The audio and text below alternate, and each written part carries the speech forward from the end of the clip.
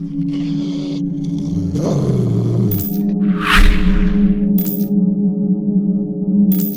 guys, LMNTRIX here. Hope you're all doing well and welcome back to the channel. Today we'll be taking a look at a very requested video, and the idea initially came from Kyle, where he asks how to play Breach in solo queue. Several players seem to struggle with Breach's kit as it is most effective when used in coordination with your team, and it is also why many players state that Breach is S tier in any team composition but falls down the ladder in solo queue. Now, I have been playing Breach since day 2 of the beta, and just to put it into perspective, I estimate that I played about 345 hours with Breach and about 5 hours with Brimstone, and that pretty much sums up the entire breakdown of my agent selection. My highest rank in the beta was Diamond 1, and I am very certain that with more time I could have reached Immortal in solo queue with these 5 tips that I will share with you today. I stream 3 to 4 days a week, Tuesdays, Thursdays, Saturdays and Sundays, with the exception of this week as it is a public holiday here in Sweden. I just hit Twitch affiliate yesterday within 7 days of streaming on Twitch. You guys are crushing it. Thanks for all the support, so feel free to join in, have a good time, and just be yourselves. Now, these tips are in no particular order, so starting off with tip number 5, solo or team mindset. It is important that when you're starting off a game solo that you don't think about it as solo queue.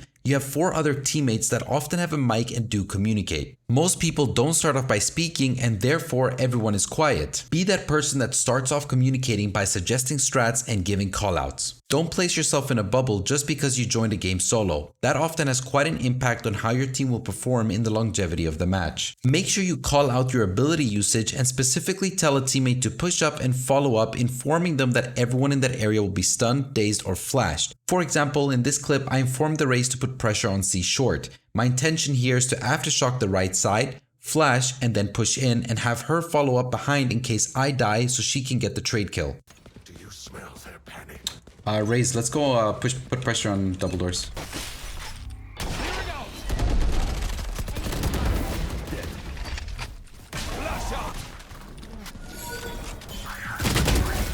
If there would have been a Jet with me on my team, I would have told her to dash into C short after I shocked the right side and flash her in. So try and engage with your team by not only calling out your exact intentions, but also telling them what to do. If your team doesn't answer and they don't seem to follow up to anything, then you can just change your mindset and realize that you may need to play a little bit more selfish and only use your abilities if you're able to follow up on them yourself. Moving on to tip number 4, and that is learn your ability spots. I can't stress this enough, as I come up against several Breach players that have zero knowledge on where to use their abilities. Not only that, but they seem to use their abilities without any goal or follow-up. I have made plenty of videos that go over some of the best spots that have worked really well for me. Find out which ones work well for you, as you will then be able to get the timings right, which is in my opinion one of the most important and challenging aspects of any ability usage. In this next clip, you can see that I line up my flash and wait even though I hear footsteps. I want to make sure that they come close enough to get all of them flash, making my job of killing them much easier.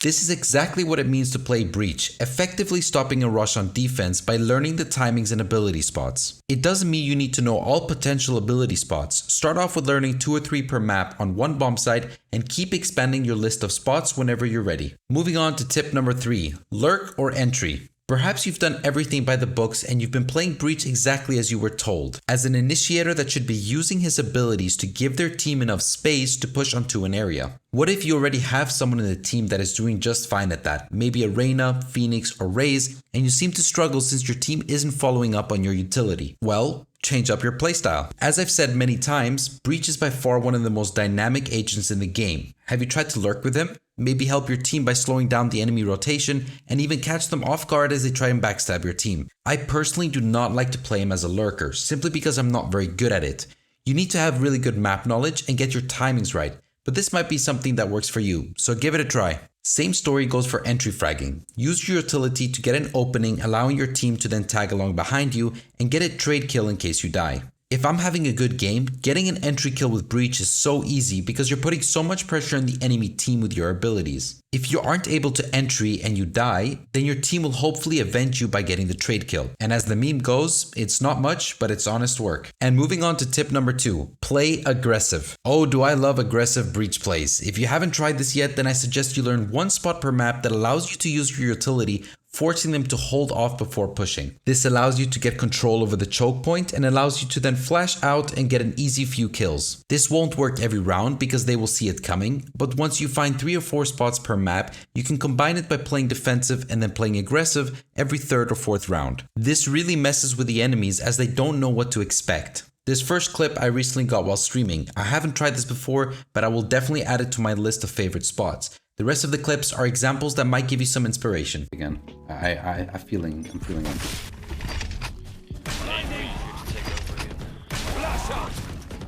They never put blockers. We need to use this.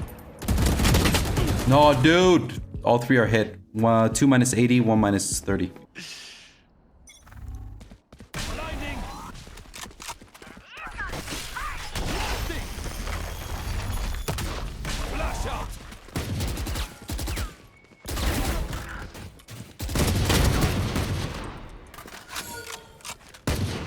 One enemy remaining. Joke's over! Yeah, it's perfect. Okay, cool. So, yeah, pretty much so. Well done. Flash out! Another one there. Three out!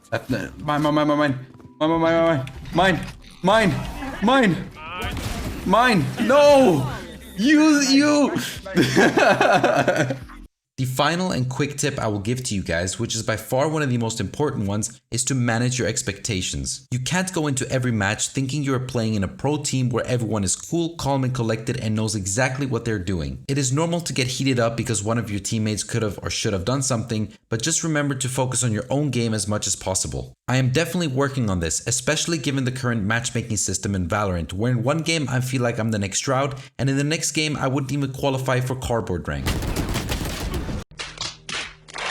There are a lot of variables which are simply out of your control, so try and incorporate the first 4 tips on top of this one and you should be good to go. But anyways guys, that's enough for this video. I hope you enjoyed it, and if you did, you already know what to do, and if you're new to the channel and you really enjoy this kind of content, then why not consider subscribing. So take care, stay safe, and I'll talk to you guys later.